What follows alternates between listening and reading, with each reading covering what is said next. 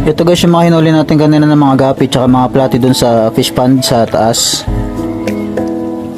Lilipat na natin ngayon siya dito sa aquarium.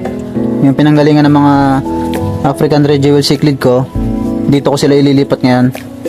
So tara, lipat na natin para makita na natin kapag marami sila sa aquarium, kung gaano sila kaganda kapag nakalagay sa aquarium.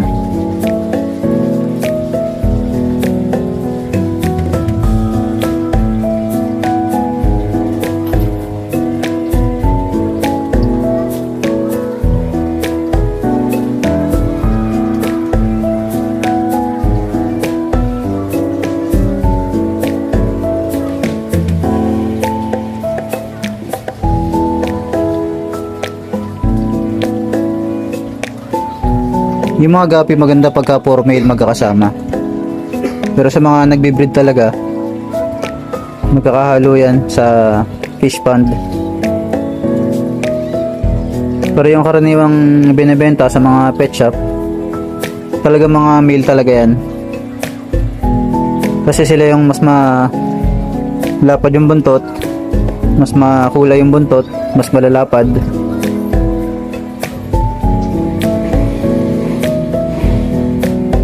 So ngayon lang ulit ako naglagay ng gapi sa aquarium.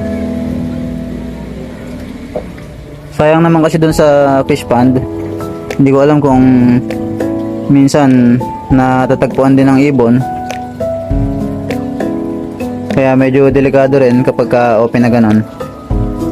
Pwede rin kasi na may mga ibon dun na nakakapasok dun sa fish pond ko na pinag-bibridan nitong mga gapi na to. Actually, hindi lang gapi yung hinuli ko kanina, pati mga platy. Kasi nagkahalo na nga sila dun sa fish pond.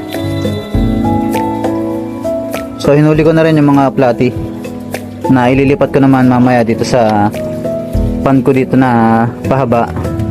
Na ginawa ko lang din, kamakailan lang din. Naglagay din ako ng female na gapi. Kasama ko dito sa mga male na nilipat ko rito sa aquarium. So ayan, halos na ilipat ko na rin naman lahat. Yung mga natira dito puro mga platy na. Ito naman yung ililipat natin ngayon sa pond para makapagparami din sila.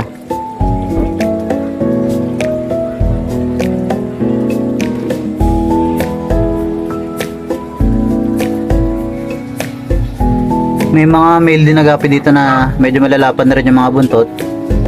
So ilalagay ko na rin sila dun sa aquarium para marami-rami yung nakalagay sa aquarium. Ulihin muna natin sila at para mailipat na sila.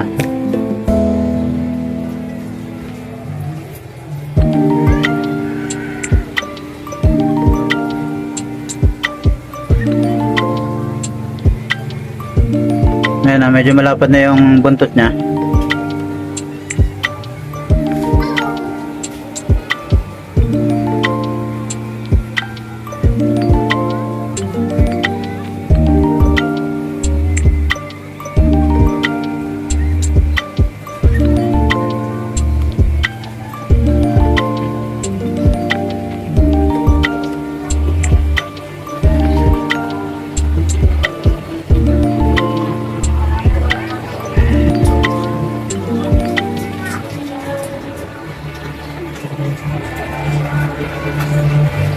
Ilang piraso lang naman yung mga male dito na malalapad yung buntot, pero isasama na natin sila dun sa aquarium.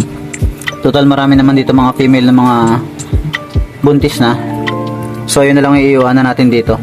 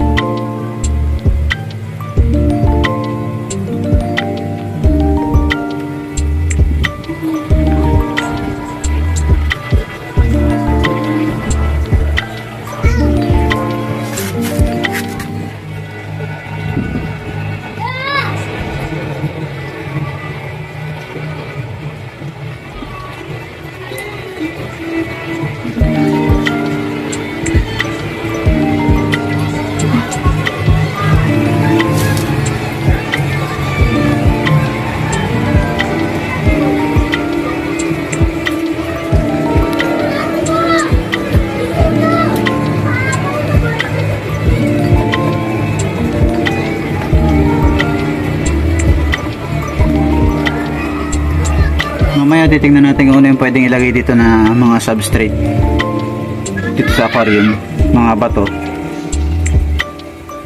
So ayusin natin mamaya para medyo maganda yung kanyang ano, design.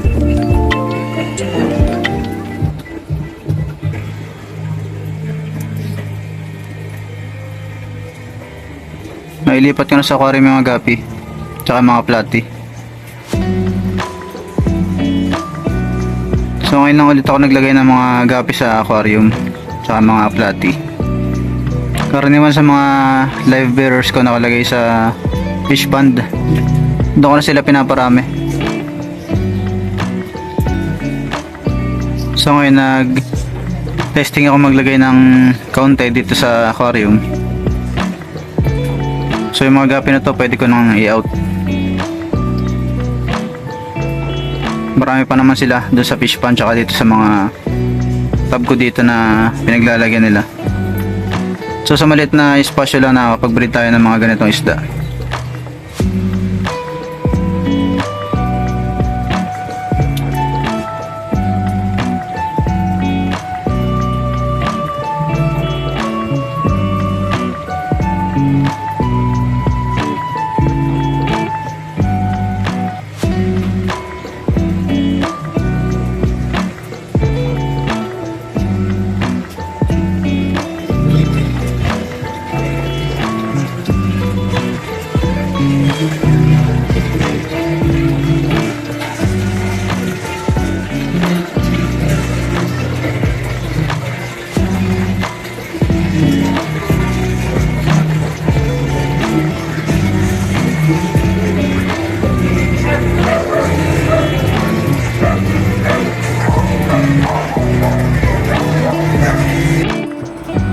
Ito nga pala mga kateknik yung mga alaga ko ng mga goldfish dito sa bahay na may kasama ng mga hammerhead at mga Oscar. Meron din dito mga ilang peraso mga koi na hinaalagaan ko. Yung mga goldfish dito, ito yung mga pinapakain ko sa aking alaga na alligator gar. So medyo malaki na rin yung ating alligator gar na inaalagaan.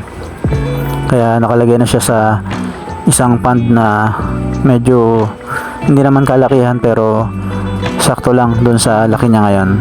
Pero kapag medyo lumaki na yon ay ililipat ko rin sa medyo mas malaki pa na fish pond. So ayan, pinapakain ko lang ngayon itong aking mga alaga na mga isda dito sa aquarium.